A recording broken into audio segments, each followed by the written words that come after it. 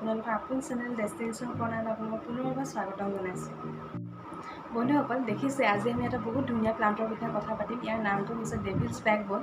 আজি আমি ডেভিলছ বেকবোনৰ যত্নৰ সম্পৰ্কে কথা পাতিম। ইয়াক কি সাৰ দিব লাগে, কেনেকৈ ৰাখিব লাগে, ক'ত ৰাখিব লাগে বা ছানলাইটত ৰাখিব লাগে নে নালাগে, ইয়াৰ বিষয়ে কথা পাতিম। ইয়াৰ বিভিন্ন টাইপছৰ বিষয়ে কথা পাতিম। ব'লক তেনেহ'লে আমি ভিডিঅ'টোৰ ফালে আগবাঢ়োঁ আজি। বন্ধুসকল, প্ৰথমতে কথা পাতোঁ ইয়াৰ প্ৰকৃত নামটো কি। ইয়াৰ নামটো আপোনালোকে ডেভিলছ বেকবোন বুলিও কিছুমানে কয়, জিগজাগ প্লাণ্টো কয়। ইয়াৰ আচল নামটো হৈছে পেটিলান্থাছ আৰু অসমীয়াত ইয়াক ক্ষীৰমল্লিকা বুলি কয়। ইয়াৰো এটা বৈশিষ্ট্য আছে কিয় ক্ষীৰমল্লিকা বুলি কয়। ডেভিলছ বেকবোন আৰু বা জিগজাগ প্লাণ্ট, ইয়াৰ পাতৰ যিটো পেটাৰ্ণ সেইবিলাকৰ কাৰণে কয়। ডেভিলছ বেকবোন মানে হৈছে অসমীয়াত খুবেই বেয়া লাগে শুনি, শয়তানৰ হাৰাজাহাৰ বুলি কোৱা হয়। ইয়াৰ যিটো পাতৰ পেটাৰ্ণটো আপোনালোকে দেখিছে, পাতৰ পেটাৰ্ণটো দেখিছে দুফালে এনেকৈ যিটো ৰাজহাড়ৰ নিচিনা লাগে, সেইবাবে ইয়াক ডেভিলছ বেকবোন বুলি কয়, শয়তানৰ ৰাজহাড় বুলি কয়। বা ইয়াৰ যিটো এনেকুৱা ধৰণৰ পাতটো জিগজাগ টাইপৰ হয় পাতৰ পেটাৰ্ণটো, সেইবাবে ইয়াক জিগজাগ প্লাণ্ট বুলি কোৱা হয়। কিন্তু ইয়াৰ ৰিয়েল নামটো হৈছে পেটিলান্থাছ। এইবিলাক পাতৰ পেটাৰ্ণটোৰ কাৰণে এইবিলাক ডেভিলছ বেকবোন বা জিগজাগ প্লাণ্ট বুলি কোৱা হয়। আৰু ইয়াক ক্ষীৰমল্লিকা বুলি অসমীয়াত কিয় কোৱা হয়? ক্ষীৰমল্লিকা বুলি এইটো কাৰণেই কোৱা হয়, ইয়াৰ যিটো আপোনালোকে এটা যদি অকণমান যদি ইয়াৰ কাগজটো অকণমান কাটি দিয়ে বা ছিগি দিয়ে, এবিধ ৰস ইয়াক বেছিকৈ ওলোৱা দেখা যায়, সেইকাৰণে ইয়াক ক্ষীৰমল্লিকা বুলি কোৱা হয়। খুব ধুনীয়া। এইটো হৈছে মোৰ ভেৰিগেটেড ডেভিলছ বেকবোন। ইয়াৰ পাতটো বগা, কিন্তু ইয়াৰ যিটো পাতৰ ৰং সেইটো কেতিয়াবা সলনি হোৱা দেখা যায়।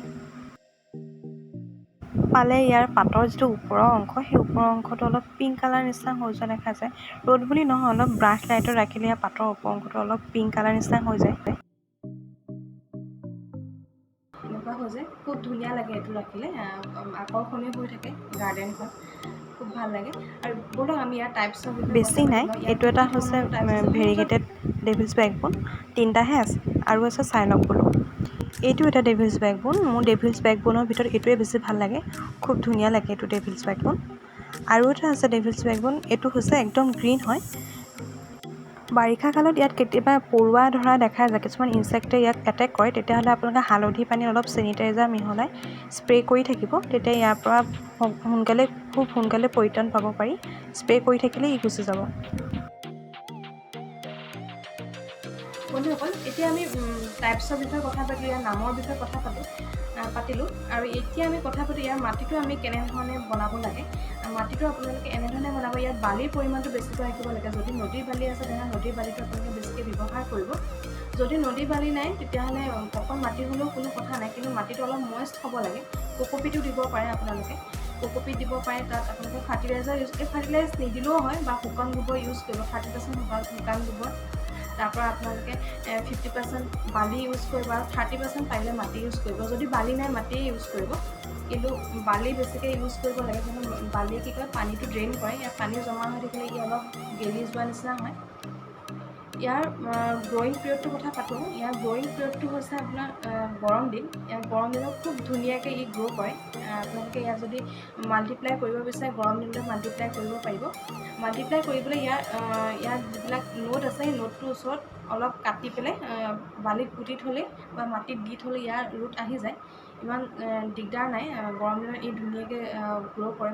মাল্টিপ্লাই কৰিবলৈ গৰম দিনত খুবেই সহজ। আৰু মাটিটো তেনেধৰণে প্ৰস্তুত কৰিব।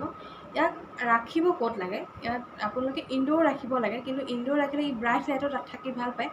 যিটো অলপ ইনডাইৰেক্ট ছানলাইটটো ইয়াক লাগে। খুব বেছি ৰ'দত ৰাখিলেও ইয়াক পাতবিলাক অলপ বেয়া হৈ যায়, সেইকাৰণে খুব বেছি ৰ'দতো ৰাখিব নোৱাৰে। ৰাখিলে পাতৰ যিটো সৌন্দৰ্য সেইটো অকণমান ম্লান পৰা দেখা যায়। সেইবাবে আপোনালোকে অকণমান ইনডাইৰেক্ট ছানলাইটত ৰাখিব। একেবাৰে ইনড'ৰ যিটো একেবাৰে ছাঁহতো ৰাখে তেতিয়া ই গ্ৰ' ভালকৈ নকৰিব, বেয়া হৈ নাযায়, কিন্তু ই গ্ৰ' ভালকৈ নকৰিব, সেইবিলাক আপোনালোকে লক্ষ্য ৰাখিব।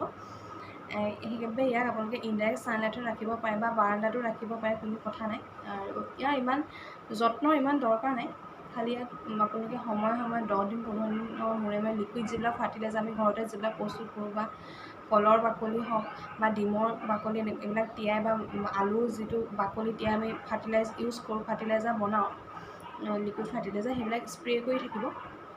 আৰু যিবিলাক পাতৰ যিবিলাক সৌন্দৰ্য থকা প্লাণ্ট, যিবিলাক পাতৰ সৌন্দৰ্য থকা প্লাণ্টত আমি ইউৰিয়াটো বেছিকৈ দিব লাগে। যিহেতু ইউৰিয়াত নাইট্ৰজেনৰ পৰিমাণটো বেছি থাকে, সেইবাবে ইউৰিয়াটো আপোনালোকে বেছিকৈ দিব।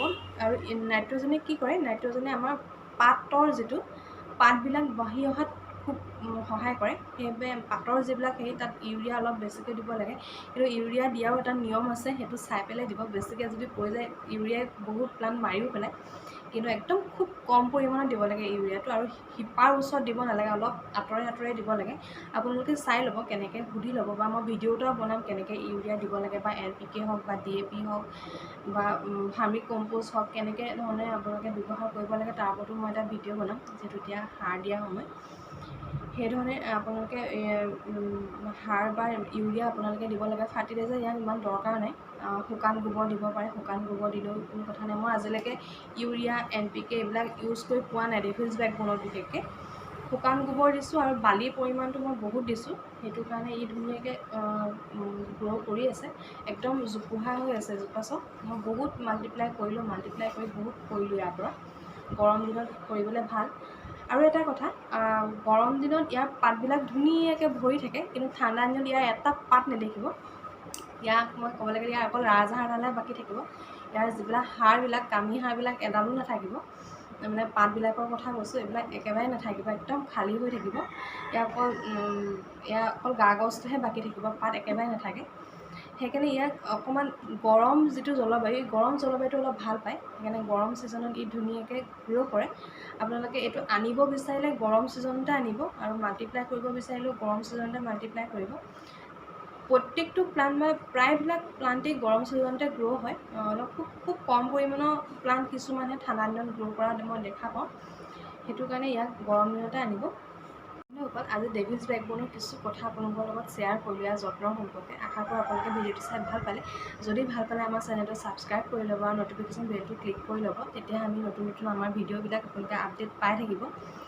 আৰু ভিডিঅ'টো লাইক কৰিব আৰু শ্বেয়াৰ কৰিব। ধন্যবাদ।